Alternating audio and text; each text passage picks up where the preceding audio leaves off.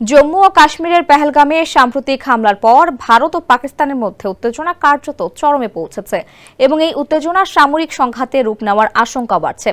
এই হামলার ঘটনায় ভারতীয় রাজনীতিক, গণমাধ্যম ও অন্যান্যরা পাকিস্তানকে দায়ী করেছে এবং অনেকে পাকিস্তানের সামরিক আগ্রাসন পরিচালনার জন্য ভারতের প্রতি আহ্বান জানাচ্ছেন।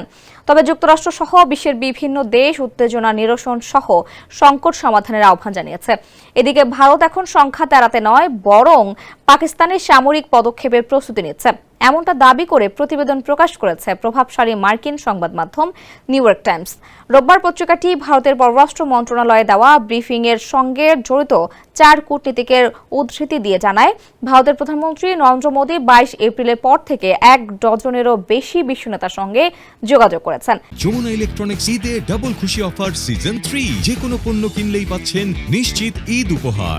পাশাপাশি দিল্লিতে অবস্থিত শতাধিক কূটনৈতিক মিশনের কর্মকর্তাদের সঙ্গেও ভারতের পররাষ্ট্র মন্ত্রণালয় নিয়মিত আলোচনা চালাচ্ছে। তবে এসব প্রচেষ্টা মূলত শান্তি আনার জন্য নয়, বরং সামরিক প্রতিক্রিয়ার ক্ষেত্র প্রস্তুতের অংশ।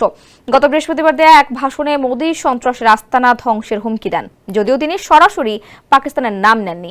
নিউ ইয়র্ক টাইমস আরও জানায়, পরিস্থিতি অত্যন্ত উত্তপ্ত হয়ে উঠেছে। ভারতীয় বাহিনী কাশ্মীরে তল্লাশি অভিযান জোরদার করেছে এবং হামলার সাথে জড়িতদের খুঁজতে শত শত মানুষকে গ্রেপ্তার করেছে।